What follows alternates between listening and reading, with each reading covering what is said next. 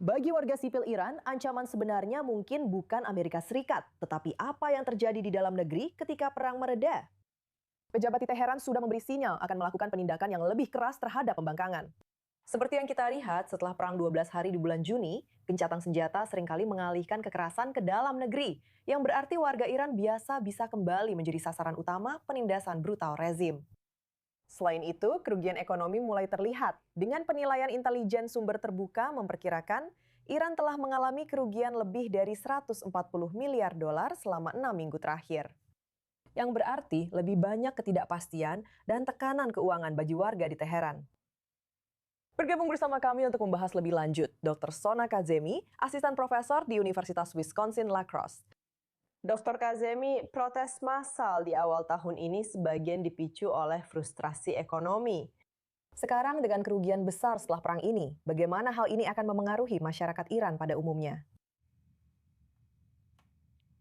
Izinkan saya terlebih dahulu mengucapkan terima kasih karena benar-benar peduli dengan isu ini dan melaporkannya. Sangat jarang melihat orang-orang benar-benar berada di tengah-tengah kekacauan politik dan hubungan internasional ini. Dan uh, politik lain yang sedang berlangsung benar-benar peduli pada kenyataan rakyat Iran yang bergerak di bawah tanah, yang menjadi korban pertama dan musuh nomor satu Republik Islam. Seperti yang Anda ingat atau mungkin pemirsa Anda ingat, setelah gencatan senjata tahun 1988 dengan Irak, sebuah perang yang berlangsung selama 8 tahun antara Iran dan Irak. Di tengah-tengah perang itu, saya sebenarnya lahir.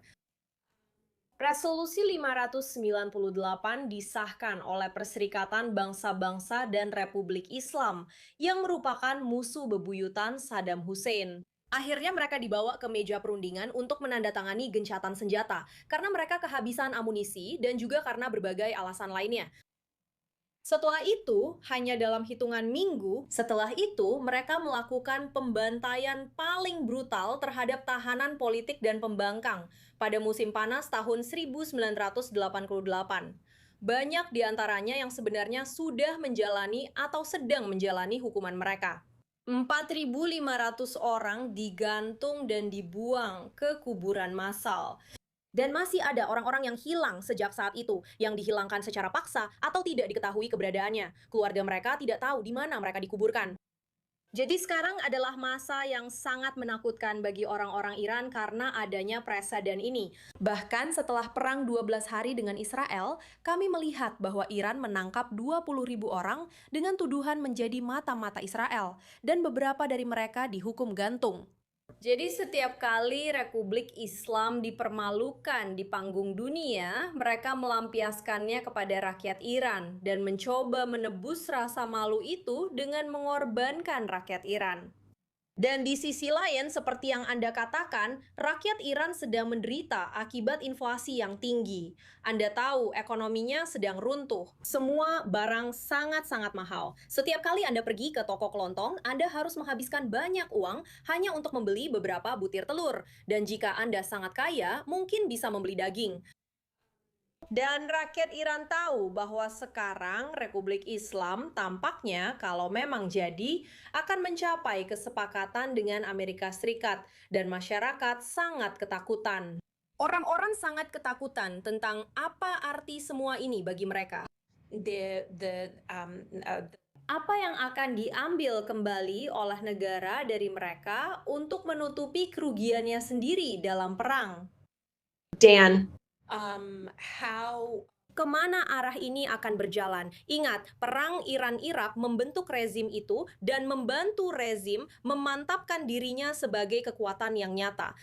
Dan kami sebagai orang Iran khawatir bahwa perang ini juga akan melakukan hal yang sama terhadap rezim Iran jika perang ini ditinggalkan sekarang, atau jika kesepakatan dicapai ketika rezim belum dikalahkan dan belum berubah, masih tetap berkuasa. IRGC adalah tulang punggungnya.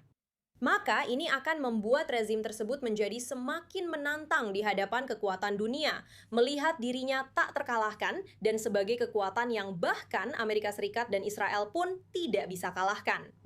Jadi ini sangat-sangat berbahaya. Hari-hari yang sangat berbahaya dan sangat tidak pasti bagi rakyat Iran. Sementara itu, kita sebenarnya tidak benar-benar mendapatkan gambaran yang jelas tentang apa yang sebenarnya terjadi di dalam Iran. Hampir seluruh akses internet telah diputus. Kapan kita bisa berharap internet di Iran akan dibuka kembali, agar kita bisa mendapatkan gambaran yang lebih jelas tentang apa yang sebenarnya terjadi setiap harinya? Atau apakah rezim kemungkinan besar akan terus membatasinya selama mungkin? Itu pertanyaan yang bagus. Sebagian dari masalah ekonomi yang sedang dihadapi masyarakat saat ini, selain sanksi yang telah dijatuhkan kepada kami selama beberapa dekade terakhir, dan bahkan yang terburuk, um, um, sanksi setelah ambisi nuklir Ahmadinejad dimulai dan semua itu. Tapi sekarang banyak bisnis yang kehilangan banyak uang atau bahkan harus menutup usaha mereka karena tidak ada internet kan? Ada banyak bisnis yang bergantung pada layanan ini dan orang-orang menjadi semakin miskin akibat pemadaman internet ini. Prediksi saya sendiri adalah rezim akan tetap mematikan internet sampai atau jika ada kesepakatan yang tercapai dengan Amerika Serikat dalam beberapa minggu ke depan. Dan jika tidak, pemadaman ini bahkan bisa diperpanjang. Saya sendiri bahkan tidak bisa menelpon anggota keluarga saya. Saya menerima telepon yang sangat singkat, kadang-kadang hanya untuk memberitahu bahwa mereka masih hidup dan baik-baik saja. Sesederhana itu. Jika tidak, orang-orang tidak bisa berorganisasi. Dan sebagian dari itu memang bertujuan untuk mencegah kemampuan mereka untuk berorganisasi, melakukan protes, atau melakukan apapun yang mungkin bisa mereka lakukan setelah pengeboman dihentikan.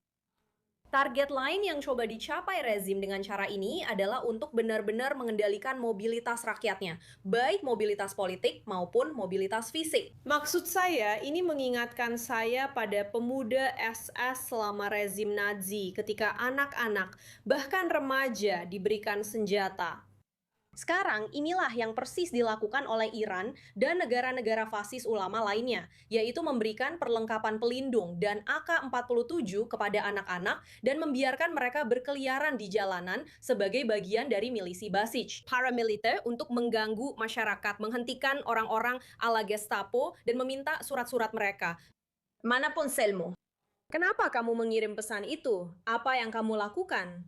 Menggeledah rumah orang-orang untuk mencari terminal Starlink dan kadang-kadang menangkap orang, menggerebek. Lihat, satu-satunya mesin yang sangat efisien di bawah Republik Islam adalah mesin penindasan, eksekusi, dan penyiksaan. Itu tidak pernah berhenti. Itu adalah mesin yang 100% efisien. Sementara negara sedang berperang, Anda tahu, dengan militer terkuat di dunia dan kekuatan militer terbesar di Timur Tengah, yaitu Israel, mereka masih tetap melakukan eksekusi. Dr. Sona Kazemi, suara yang sangat penting untuk terus kami hadirkan kepada pemirsa kami. Terima kasih telah bersama kami di I24 News English hari ini.